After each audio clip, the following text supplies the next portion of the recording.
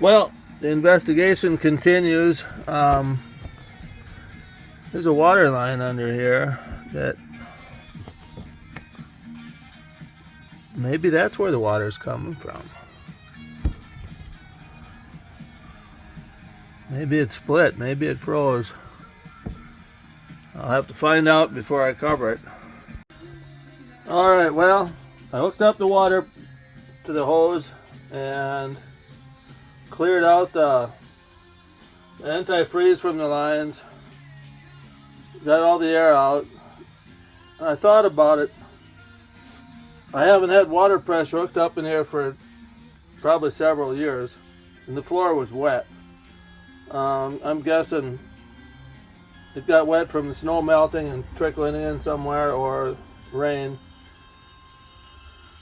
But I will give it a thorough inspection. Alright, I've had the water pressure on for probably an hour, and there's no sign of anything on the hose pipe PEX, and I don't see any wet spots or feel any wet.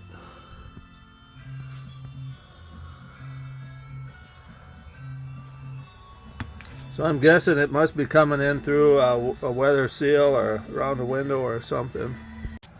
Well, I'm digging out this insulation. It's got a little bit of pink.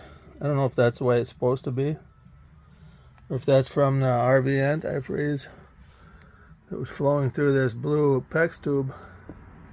Anyway, I'm cutting it halfway on this stud, whatever you call it, floor joist. It's just a 2x4. I'm trying this thing here. It's pretty cool. I'm just using the square as a straight edge. I don't know if I can video what I'm doing here.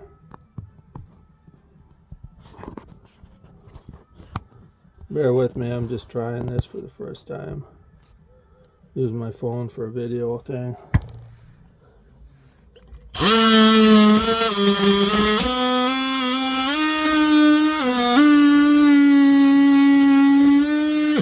Pretty soft.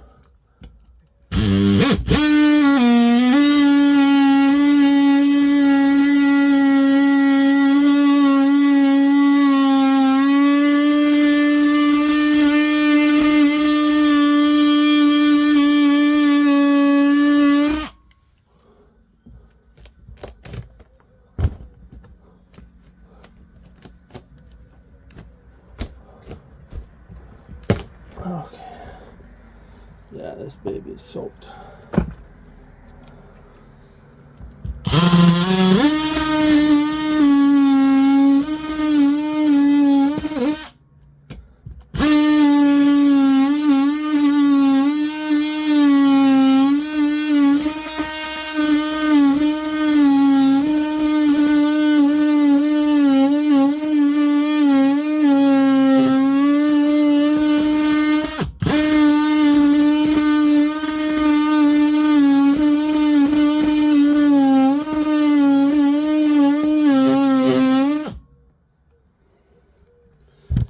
Well, I suppose that was an annoying sound, but got the job done.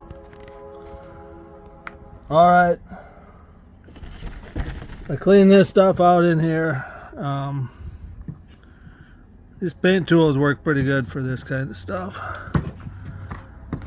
Got most of that out. Then I brushed it out with one of these handy brushes, got most of it out. Now I'm ready for the insulation and plywood. Alright, a little bit of an update.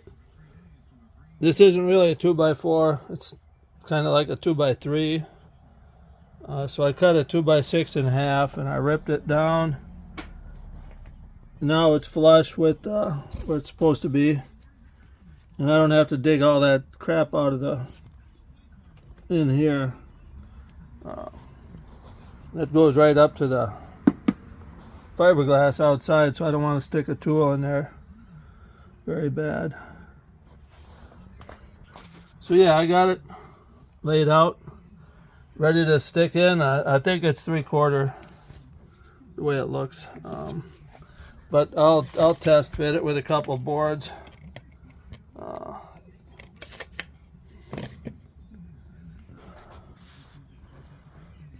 Get some insulation and put it back together. All right, here's the insulation. I need 6 feet, but I made it a few inches long because you can always stuff it in. Okay, I got this piece cut, and I had to take it out a couple times and cut it again. Better to cut it too many times than not enough. What's that saying? Measure twice, cut once. Anyway, you don't want it too tight because it messes things up when you try to pry it back up again. That's my word of wisdom. Leave a little gap. Okay, this piece is screwed down. I didn't have the square head, so I just used some Torx that I had. These things work pretty good. Oh, come on.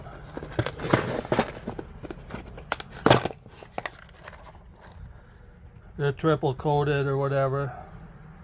They ought to last. Anyway, now I'm going to fill this crack and put some, I don't know what it is, floor leveler. It's like a putty. Mix it up. This is what I got. Some sort of floor patch.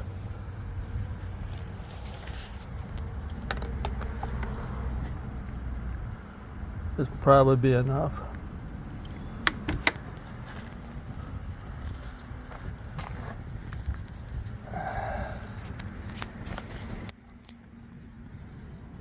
Oops.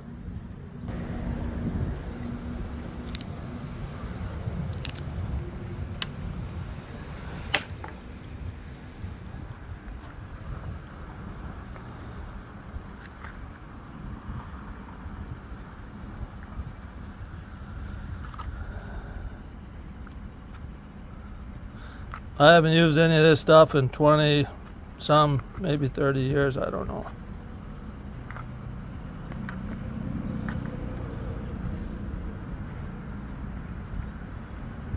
I better put my phone away. All right, well, I got some of it spread out. There was a pretty big gap, so that had to take some. After I filled it in, I tapped with my hammer to settle it in between the pieces. And it did go down some when I tapped on it. Now it's already starting to set up. I've got one last coat to mix or put on. Okay, everything looks good, filled in.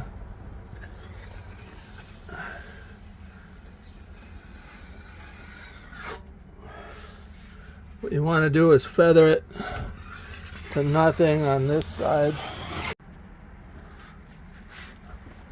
Like I was saying, go over it a few times, make sure it's smooth.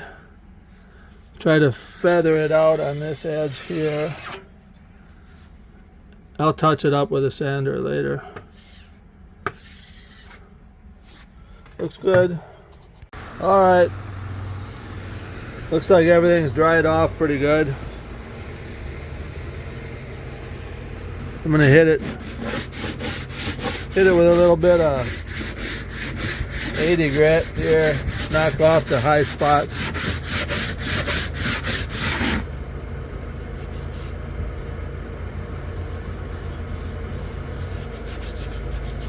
I don't know if I need to hit it again here with a little more stuff.